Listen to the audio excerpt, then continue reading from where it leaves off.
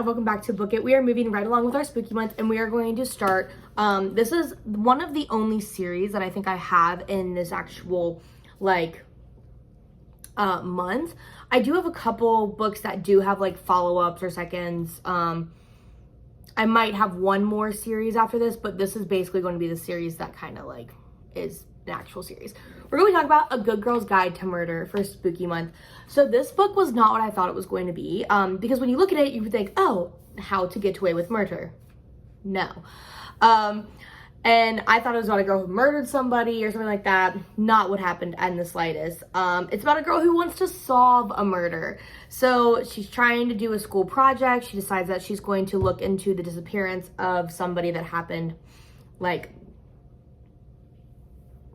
years before. She was an overachiever. I mean, most people, when they do a final project their senior year of high school, it's like, how do plants get their food? Or maybe it's like a history project. No, she's going to solve a cold case.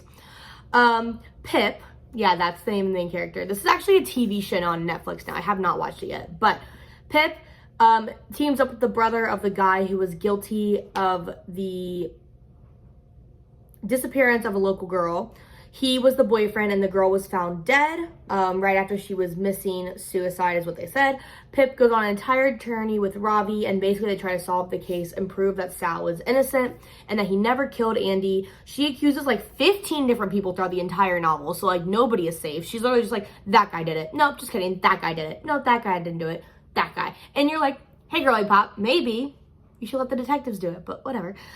She starts to get like notes telling her to stop like looking and that she needs to back off, and she obviously doesn't, but she also does not tell her parents or like police or anything that she's getting these notes. Red flag. I'm going to spoil the next little bit of the book just because I'm going to talk about the entire series. So if you haven't read the series or you don't want to hear spoilers, go ahead and click away. I have so many other videos, but I'm going to spoil it. So she narrows it down to like who she gets, right? Like she confronts a bunch of people. She gets drugged in her drinky drink. She passes out. I really wish that this wasn't the trope, because I feel like a good ending could have really been here, but the fact that she was drugged and like doesn't remember the ending, kind of feel like, I don't know. Like she doesn't even watch the entire thing unfold. Like we go through the entire book with her, and then at the very end, she just like is passed out. I don't know. I don't like that.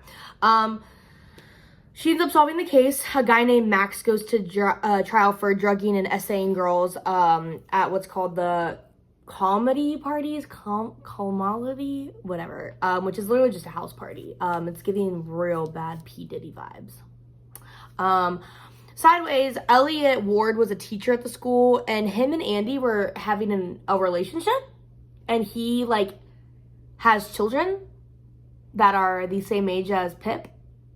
And it's not like a sexual one, but it definitely could have been. But he basically kidnapped another girl that looked like Andy and held her captive for 5 years, which kind of threw me off. Great plot twist. We also learned that Andy Bell was like not the sweet girl that everyone thought she was. She was really a drug dealer and sold Max the drugs that she used to roofie people at parties. And at one of the parties he roofied, he essayed Andy's sister, Becca, and when Becca found out, she confronted Andy, and then Andy went to Elliot, where she had a head injury, but then she disappeared because Becca hit her in the head, and then she came home, and Becca got into it, and then Becca pushed her down the stairs, and she hit her head again, and basically she choked on her own blood and died, and Becca put her in the septic tank. This all happened in, like, the last 3 chapters, too. So, yeah. The saddest part about this book, the saddest part was that the fucking dog died. The fucking dog died. Literally, Pip had a dog, and out of spite and anger, Becca took the dog because she was like going to hold it for ransom so Pip would stop investigating this murder. What she doesn't do is that like Pip destroys everything. Like, right, Pip like gets rid of everything because she's like, no, I want to save my dog. Obviously, I would do the same. But then the dog, like, gets away from Becca and dies. Like, and Becca's like, oh, man, the dog died. Oh, well. Becca's a red flag. Hate that bitch. Anyway, then Pip decides to start a podcast, and she tells the world about how she, you know, solved a murder. and she gets justice for Sal and Max, and Becca and Elliot Ward are all sent off to trial, and that's where the book ends. Overall, I really did like this book. I kind of thought it was fun at some parts where I'm like, that would never happen. But overall, I did like this book a lot. I gave it a 5 out of 5, starting off the series really strong. I was really excited to read the rest of it, and now I can review the rest of it too. But yeah, that's it for this video. It is spooky month, so I'm doing 30 days, 30 books. We are moving right along with it. We are on the 2nd week, I think. So we are going to have the rest of the series after this. So thank you so much for watching.